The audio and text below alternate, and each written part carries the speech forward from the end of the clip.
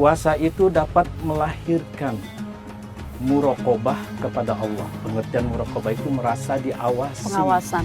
oleh Allah. Wal haya'u minhu, dan merasa malu di hadapan Allah. Assalamualaikum warahmatullahi wabarakatuh. Hamdan syukran lillah, salatan wassalaman ala rasulillah, amma ba'd. Para pemirsa yang dirahmati oleh Allah Subhanahu wa taala, puji dan syukur kehadirat Allah disertai dengan salawat dan salam senantiasa tercurah dan terlimpah kepada baginda Rasulullah sallallahu alaihi wasallam.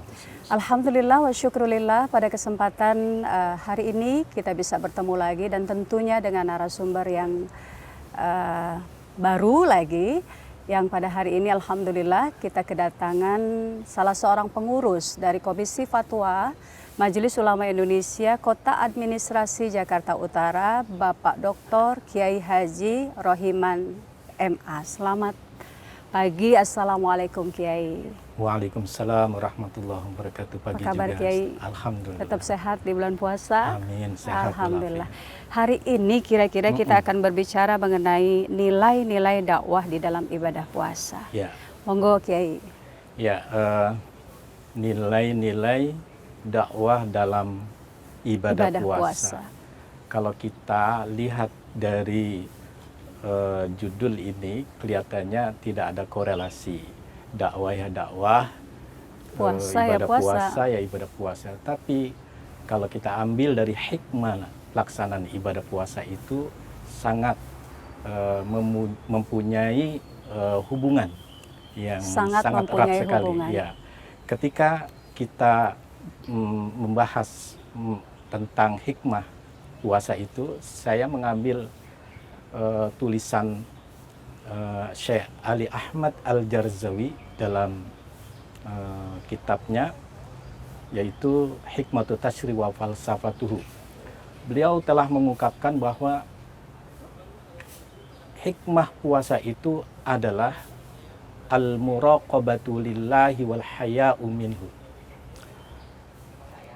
Puasa itu dapat melahirkan muraqabah kepada Allah. Pengertian muraqabah itu merasa diawasi Pengawasan. oleh Allah. Wal haya'u minhu, dan merasa malu di hadapan Allah. Di hadapan Allah. Ketika dia melakukan puasa, seorang melakukan ibadah puasa, maka dia akan terjaga pandangan matanya, terjaga juga mulutnya, terjaga juga telinganya, terjaga juga seluruh anggota badannya dari hal-hal perbuatan-perbuatan yang melanggar syariat. Pada saat kondisi sedang berpuasa. Seperti itu. Berarti titik kumulasinya pada akhlak. Ya, jadi ketika orang itu melaksanakan ibadah puasa, seluruh larangan-larangan puasa yang baik,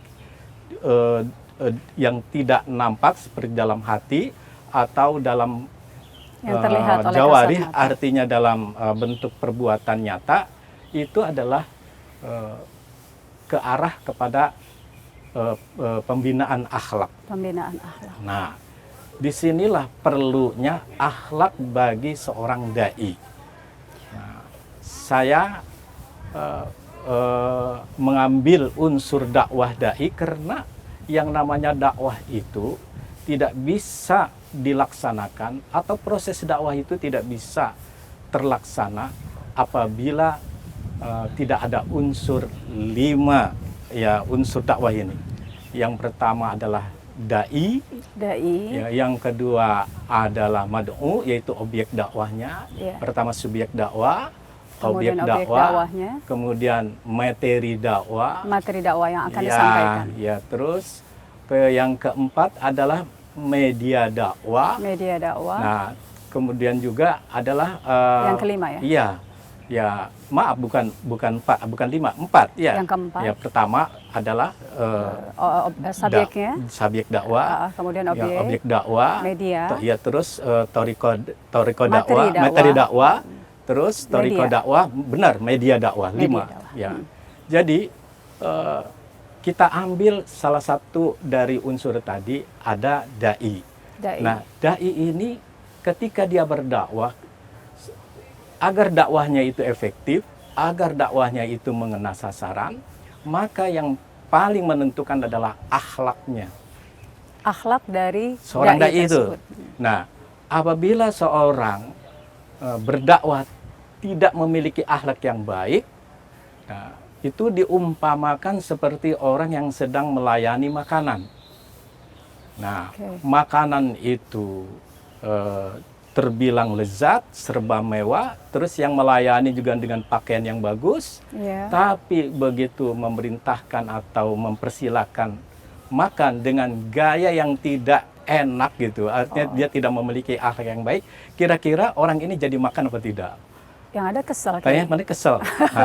Kayak di restoran-restoran gitu kan? Begitu. Nah, begitu juga dengan seorang yang sedang menyampaikan dakwahnya.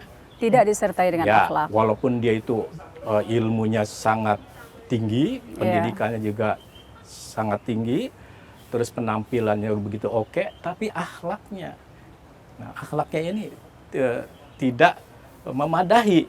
Nah ini akan menghambat dakwah itu sendiri.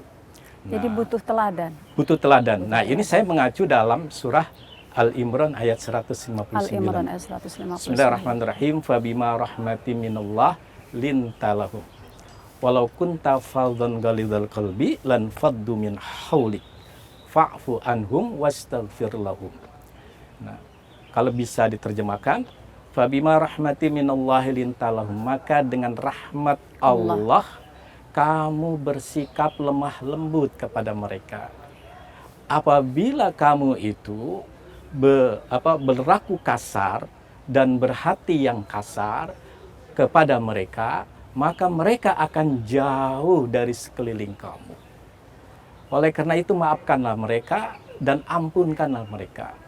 Disinilah perlu akhlak ketika orang itu berdakwah. Kadang kalau kita ada di dalam majelis juga audiens ataupun jamaah kita juga ada sih yang bersikap seperti itu ya.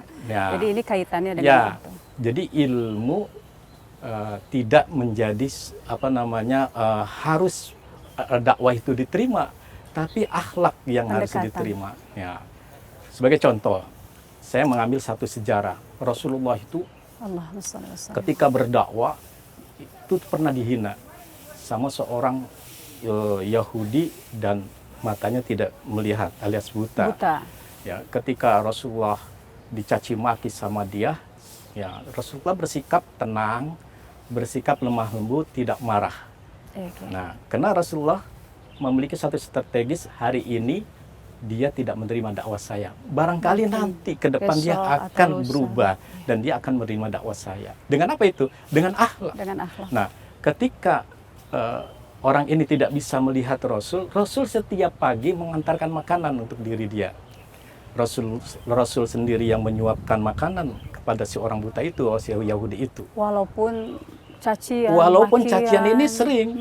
Bahkan ketika ada orang yang mau ke pasar ditarik tangannya, selalu dibisikin, kamu jangan percaya dengan Muhammad. Fitnah. Muhammad itu tukang tipu, pembohong, sebagaimana lah orang yang menghina lah seperti itu. Tapi Rasulullah bersikap baik. Ketika orang ini dilayani oleh Rasulullah setiap pagi, Rasulullah telah meninggal, diteruskan oleh Abu Bakar. Masya Allah. Nah, begitu Abu Bakar menggantikan posisi Rasul untuk melayani si orang tua ini bertanya, Anda orang yang kemarin bukan? Bukan. Karena dia nggak lihat ya. Dia nggak ngelihat. Kata dia, yang kemarin mana? Sudah meninggal. Itu siapa? Muhammad Rasulullah SAW. Baru dia meneteskan air mata. Nah, berarti kan hanya melayani satu orang berdakwah dengan akhlak. Jauh lebih menyentuh ya. Bagaimana melayani orang yang banyak? Tentu kan lebih harus memiliki akhlak yang baik. Jadi, kebanyakan dakwah ini tidak berhasil karena dari figur si dai ini. Dan puasalah yang bisa membentuk kepribadian. Kita kembali kepada puasa tadi. Betul. Nah, puasa ini ada ajaran muraqabah wal haya'u minhu. Berada di bawah pengawasan Allah dan menimbulkan rasa malu. Nah, ini akan bisa memperbaiki akhlak si dai. Betul. Dengan memperbaiki akhlak si dai ini, maka otomatis dia berdakwah pun dengan menggunakan akhlak yang baik. Materi barangkali biasa-biasa saja materi dakwahnya. Tapi karena dia pakai akhlak, ini akan bisa menyentuh hati. Kadang kita gitu ya Kiai. Nah, Jadi pada saat kan banyak kita nih menerima sekarang nih dai-dai ulama, yang dai, banyak materinya bagus-bagus, uh, tapi kelihatannya tidak kurangnya, mengena di hati. iya. Kenapa? Tadi dia tidak memiliki akhlak. akhlak. Gitu. Iya. Kemudian itu ya yang mungkin disebut dengan korelasi antara dakwah dengan puasa ya, ya. dari hasil berpuasa itu menghasilkan karakter ataupun akhlak yang baik, Iya. ya, yang bisa Iya. digunakan sebagai Betul.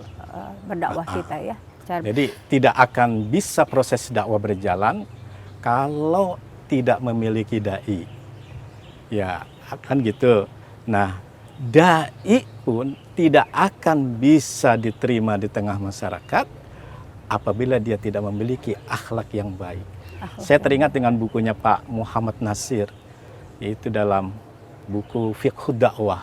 Beliau mengatakan akhlak itu adalah magnetnya seorang dai. Bayangkan, dianggapnya magnet. Magnet itu apa coba Ustazah? Yang Daya tarik ya. Daya pemikat. Kalau tidak ada daya pemikatnya, tidak akan berhasil itu dakwah. Iya betul. Kiai. Luar biasa kan? Berarti sifat dai inilah menentukan keberhasilan sebuah dakwah. Banyak dakwah yang ditolak karena penyampaiannya ini tidak berkenan terkait dengan masalah akhlaknya si dai itu. Jadi kalau kita boleh simpulkan tadi ada beberapa unsur dakwah yang tentunya yang sangat berkaitan dengan masalah ibadah puasa adalah akhlak tadi. Akhlak tadi. Ya. Materi boleh biasa-biasa saja. Biasa aja gitu. Kemudian barangkali media yang digunakan tariko apa metode juga biasa aja, metode tapi biasa. akhlaknya yang menentukan. Dan puasa itu akan selalu berhasil menghasilkan akhlak. Iya. Hasilnya puasa itu sudah jelas orang melakukan ibadah puasa dengan sendirinya akan melahirkan akhlak. Kaitannya tentunya dengan kondisi yang sekarang sedang terjadi ya. Bagaimana kita tetap bisa menimbulkan semangat giroh berdakwah kita dalam kondisi yang seperti sekarang ini. Ya, jadi dalam kondisi yang seperti ini, ya akhlak dai itu kan ada sabar. Iya ya, betul Kiai. Terus ada ketika dia dalam kondisi ini dia tetap muwazobah dengan ilmunya. Artinya muwazobah itu tekun dengan ilmunya. Dia punya prinsip. Ini masuk ke ini kali, media dakwah ya Kiai. Iya, walaupun kita nggak kemana-mana, nggak ketemu, tapi tetap berdakwah lewat tulisan sosial, bisa, lewat media medsos juga bisa. Betul, dia tetap tekun dalam ilmunya. Betul. Nggak kendor semangat dakwah. Jadi nggak harus berhadap-hadapan artinya ya, memang profesi dia seorang dai, terus nggak beralih kepada profesi yang lain, dia tetap konsisten. Itu namanya muwazabah dengan tulisan dalam ilmu. yang bisa dia sampaikan kepada umat. Terima kasih Kiai. Para pemirsa yang dirahmati oleh Allah Subhanahu wa taala, alhamdulillah wa syukurillah, dan ternyata korelasi ataupun hubungan antara puasa dan dakwah itu sangat luar biasa karena ibadah puasa lah yang bisa menghasilkan pribadi, karakter, terutama akhlakul karimah.